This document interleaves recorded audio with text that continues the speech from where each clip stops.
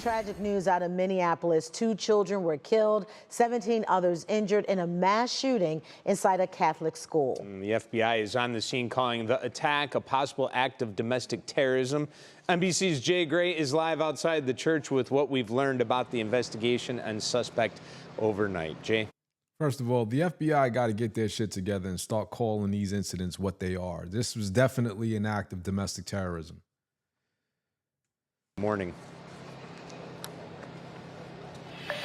Yeah, good morning, Dave. Good morning, Danita. There is new information, new evidence in this case, but still no answers to the question of why. Why innocent students and parishioners were gunned down inside the church just behind us here. What drove...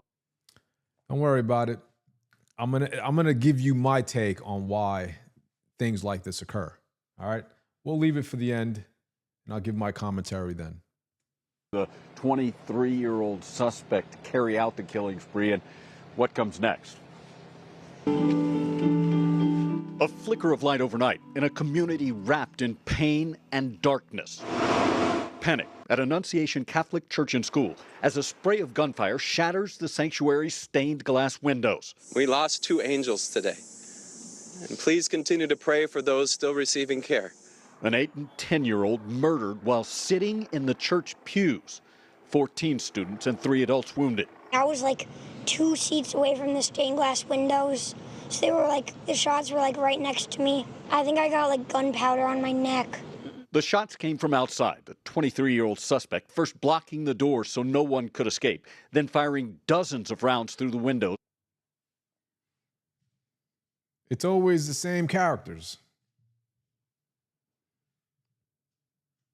It's always going to be the same characters, the same actors. They all look the same. They all have that put the dog in a basket look to them.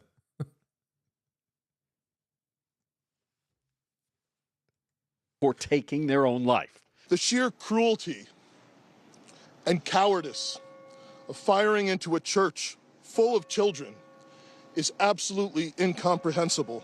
All right. I'm over it, man, because it just seems like we see this time and time again. We see it. We hear it. They gaslight us. They tell us the same bullshit over and over and over again. Okay? Look, 2 kids are gone as a result. 17 others are injured, and we have no solutions because this is going to continue to happen over and over and over again. As you can see already, the mainstream media is running the same routine. They'll argue about guns, they'll argue about mental health, and then they'll move on.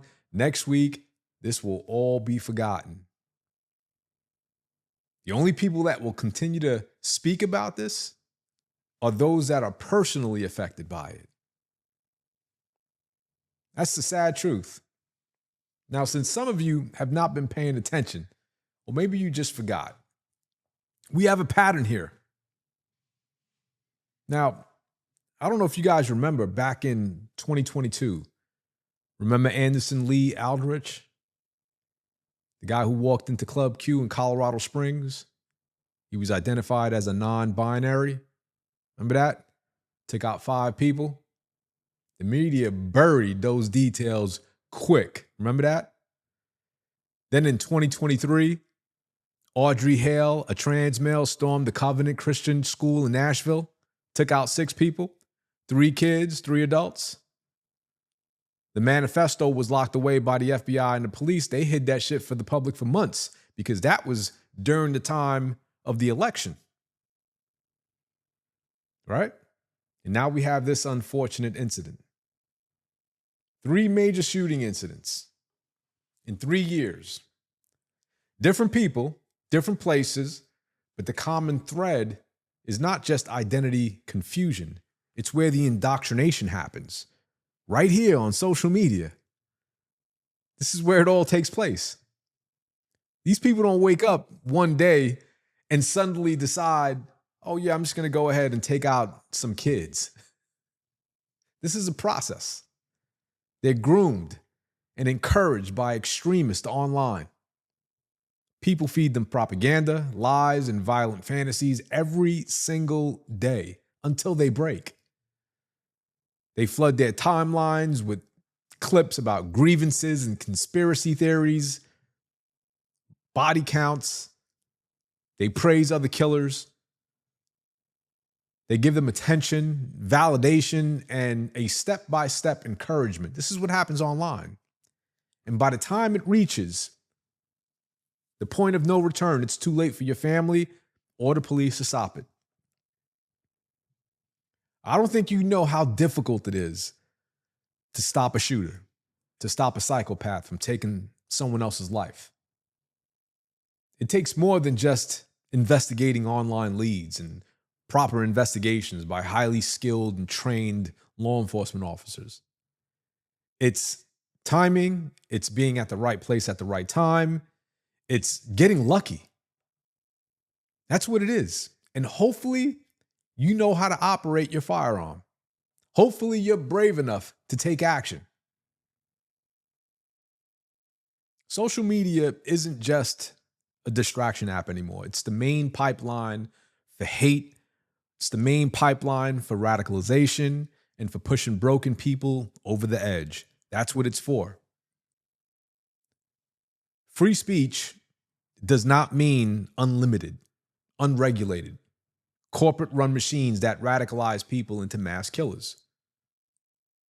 Every other dangerous product in our society is regulated. From cars, planes, food, medicine, if it kills people when it's left unchecked, it either gets fixed or it gets pulled off the market, period. So why should social media be any different? Here's the reality. If these companies can't verify who is behind the accounts spreading hate, then they shouldn't be allowed to operate. If they can't keep extremists from grooming unstable people on their platforms, then they shouldn't be allowed to operate. If they can't respond immediately to violent propaganda, then they shouldn't be allowed to operate. And if they can't fix it, then the answer is simple: shut the whole shit down. But they won't. Because this is an unimaginable money-making machine. Unthinkable. And I say this not because we don't value speech. I say it because we value the lives of our family members, our loved ones that are walking around, that are just going to school and doing normal things. This could happen to you at any given point. Meanwhile, what do we see? We see apps forcing pronouns into every bio. I leave mine's blank, by the way. Corporate HR departments making employees put pronouns in their email signatures. Billions of dollars wasted on nonsense. Nonsense. This isn't complicated. Unfortunately, we have a culture that enables delusion. I post it every day. We have a culture that sanitizes violence when it doesn't fit the narrative. We have a culture that hides the truth instead of confronting it head on. And every time that happens, this happens. So if we keep lying to ourselves as a nation, if we keep pretending that gender ideology or untreated mental illness or the extremist propaganda online that are fueling this, then we deserve exactly what we're going to get. More of this, more cover-ups, more excuses, and nothing else. Because we're not getting any solutions. The people that are occupying seats in your state, in your cities, in your townships, they're not giving you any solutions. We're just going to continue to have this. And with that being said, I'm going to leave it here, and I'll see you guys on the next one.